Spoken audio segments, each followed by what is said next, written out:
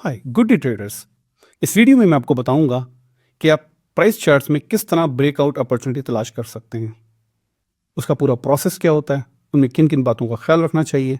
आइए चल के एनिमेशन की मदद से सीखते हैं और फिर हम लाइव चार्ट्स में चलेंगे और वहाँ देखेंगे कि ब्रेकआउट अपॉर्चुनिटी को हम किस तरह डिटेक्ट और ट्रेड कर सकते हैं। प्राइस चार्ट में अगर प्राइस किसी भी रेजिस्टेंस लेवल से बार बार टकरा रही है, हमें कैसे पता चलेगा कि प्राइस बार बार टकरा रही है?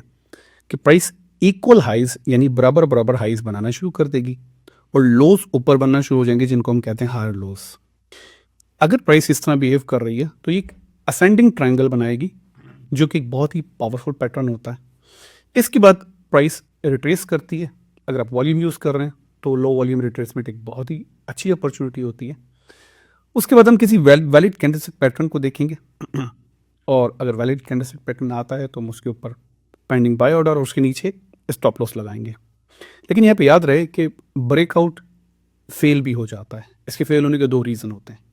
पहला रीज़न ये होता है कि ब्रेकआउट होने के बाद प्राइस अगर किसी ताकतवर रेजिस्टेंस लेवल से टकराती है, किसी भी बड़े टाइम फ्रेम के ताकतवर रेजिस्टेंस लेवल से, तो वहाँ पे इतनी बड़ी तादाद में पेंडिंग सेल ऑर्डर्स होते हैं जो मार्केट में सप्लाई क्रिएट करते हैं और उसके बाद ब्रेकआउट फेल होता है और मार्केट रेंज करके नीचे भी जा सकती है और आपका एसेलेट कर सकती है।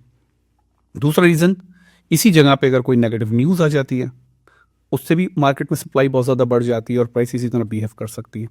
तो अगर बटन दबाने से पहले आप ये देख लें कि ये दोनों रीज़न नहीं हैं, मार्केट ने जहाँ से रिट्रेस किया, तो इस बात के बहुत ज़्यादा मुमकिनात हैं कि प्राइस वहाँ से ऊपर की तरफ जाएगी और उस वक्त तक जाती रहेगी जब तक उसे कोई ताकतवर रेजिस्टेंस लेवल, किसी भी बड़े टाइम फ्रेम का ताकतवर रेजिस्टेंस लेवल नहीं मिलता या कोई नेगेटिव न्यूज़ नहीं मिलती। इसी तरह अगर मार्केट रेंज कर रही है, रेंज किस तरह डिटेक्ट करते हैं कि मार्केट बराबर बराबर हाई यानी इक्वल हाइज बना रही होगी और बराबर बराबर लो यानी इक्वल लोज बना रही होगी। और उसके बाद मार्केट ब्रेकआउट करती है और जैसे वॉल्यूम यूज़ करते हैं अगर आप, तो लो वॉल्यूम रिट्रेसमेंट, अगर नहीं भी यूज़ करते तो आप पुल बैक के बाद कोई वैलिड कैंडलस्टिक पैटर्न देखें। और अगेन बाय का बटन दबाने से पहले या पेंडिंग बाय ऑर्डर लगाने से पहले आप एक नज़र ये देख लें कि जो ब्रेकआउट के मैंने फेल होने के दो रीज़न बताएं उनमें से कोई रीज़न ना हो, ना ही तो कोई ऊपर ताकतवर रेजिस्टेंस लेवल हो बिल्कुल करीब में और ना ही कोई नेगेटिव न्यूज़ है।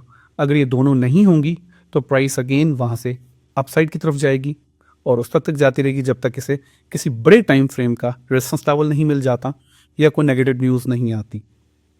आइए चार्ट पर चलते हैं और मैं आपको चार्ट पर दिखाता हूँ। ये यूरो यूएसडी का डेली टाइम फ्रेम है और इसमें आप देखें कि एक असेंडिंग ट्रायंगल फॉर्म हुआ है। ट्रायंगल पैटर्न मैं आपको पैटर्न्स की वीडियोस में समझाऊंगा कि ये कंटिन्यूएशन पैटर्न के तौर पे भी आ सकते हैं और रिवर्सल पैटर्न के तौर पे। यहाँ पे इसने रिवर्सल पैटर्न के तौर पर रिएक्ट किया, बट हमने यहाँ पे देखना है कि ब्रेकआउट कैसे हुआ है। आप देख सकते हैं कि मार्केट ने ऑलमोस्ट इक्वल हाइज बना रही थी, दरमियान का हाई थोड़ा सा नीचे है लेकिन बाकी आप देखें हाई तकरीबन बराबर है और लोज ऊपर बना रही थी। और उसके बाद मार्केट ने ब्रेकआउट किया और ब्रेकआउट के बाद इसने एक डॉजी पैटर्न दिया है, डॉजी कैंडलस्टिक पैटर्न, और प्राइस ऊपर चली गई। और यहाँ भी अब देखें जहाँ से प्राइस रिट्रेस हो रही है वहाँ पे कोई बहुत ताकतवर रेजिस्टेंस लेवल नहीं था, ये कोई नेगेटिव न्यूज़ भी नहीं थी। अगर वो होती तो प्राइस यहाँ से नीचे भी जा सकती थी। तो इस तरह ट्रायंगल पैटर्न्स डिटेक्ट करके आप प्रॉफिटेबल ट्रेडिंग कर सकते हैं। इसी तरह सेलिंग में भी ब्रेकआउट अपॉर्चुनिटी को तलाश करने का तरीका वही है जो मैंने आपको बाय के ब्रेकआउट का तरीका बताया। यानी प्राइस चार्ट में अगर प्राइस किसी भी ताकतवर सपोर्ट लेवल से बार बार टकरा रही है, कैसे पता चलेगा? प्राइस इक्वल लोज बनाना शुरू कर देगी, यानी लो दोनों बराबर बराबर बनेंगे, 2 या 3, और हाइज जो नीचे बनना शुरू हो जाएंगे जिनको हम लोअर हाइज कहते हैं। अगर प्राइस इस तरह बिहेव कर रही है तो एक ये डिसेंडिंग ट्रायंगल बनाएगी, जो कि अगेन बहुत रेयर बट बहुत पावरफुल पैटर्न है।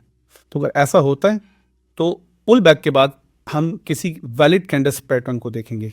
अगर वॉल्यूम इस्तेमाल कर रहे हैं तो लो वॉल्यूम पुल बैक एक बहुत अच्छा कंफर्मेशन होती है। वैलिड कैंडलस्टिक पैटर्न आने के बाद हम उसके नीचे पेंडिंग सेल ऑर्डर और उसके ऊपर स्टॉप लॉस लगा सकते हैं। लेकिन यहाँ पे भी मैं वही बात दोहराऊंगा कि ब्रेकआउट फेल भी होते हैं और फेल होने के दो रीज़न होते हैं। वही दो रीज़न कि या तो किसी बड़े टाइम फ्रेम का ताकतवर सपोर्ट लेवल वहाँ पर अगर मौजूद हुआ तो उस पर इतनी बड़ी तादाद में पेंडिंग बाय ऑर्डर्स मौजूद होंगे कि मार्केट में डिमांड क्रिएट होगी और प्राइस रेंज करके ऊपर जाके आपका स्टॉप लॉस सेट कर सकती है। दूसरी वजह ये भी हो सकती है वहाँ पे कोई पॉजिटिव न्यूज़ आ जाए। अगर पॉजिटिव न्यूज़ भी आ गई तो उससे भी मार्केट में डिमांड क्रिएट होगी और प्राइस तरह बिहेव करके आपका एसेलेट कर सकती है। तो अगर ये दोनों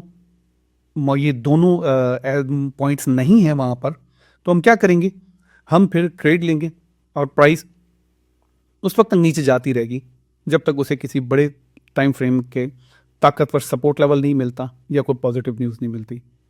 आइए अब हम देखते हैं कि रेंजिंग में मार्केट के में सेल की अपॉर्चुनिटी कैसे डिटेक्ट की जाती है। यहाँ भी हम देखेंगे कि अगर मार्केट इक्वल हाइज और इक्वल लोज बना रही है और डाउन साइड की तरफ ब्रेकआउट हो गया है तो मार्केट रिट्रेस करेगी।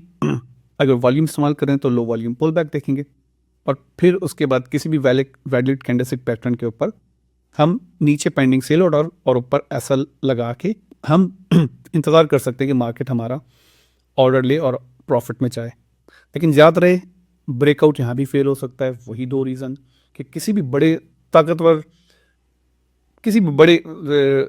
टाइम फ्रेम का ताकतवर सपोर्ट लेवल अगर वहाँ पे मौजूद है तो वो मार्केट में डिमांड क्रिएट कर सकता है और प्राइस रेंज करके ऊपर जाके एसेलेट कर सकती है। और सेम वही कि अगर वहाँ पे कोई पॉजिटिव न्यूज़ है तो उससे भी प्राइस ऐसा बिहेव कर सकती है। तो अगर ये दोनों पॉइंट नहीं हैं तो ब्रेकआउट के कामयाब होने के चांसेस बहुत हाई होंगे और प्राइस वहाँ तक ट्रैवल करेगी जहाँ तक इसे किसी बड़े टाइम फ्रेम का ताकतवर सपोर्ट लेवल नहीं मिलता या कोई पॉजिटिव न्यूज़ नहीं आती।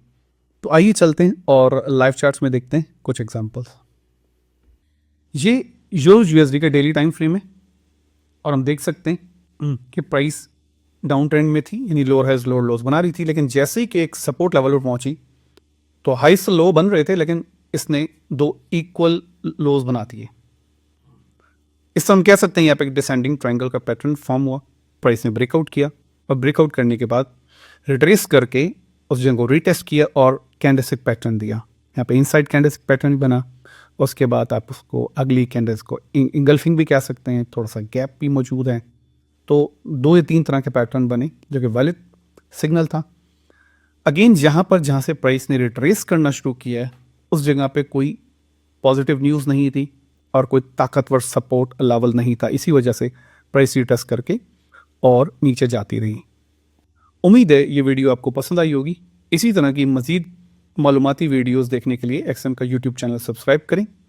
और अगर आप चाहते हैं कि आप ये सब कुछ इंटरेक्टिव लाइव सेशन में सीखें तो मैं एक्सएम की तरफ से फ्री एजुकेशनल वेबिनार लेके हाजिर होता हूँ।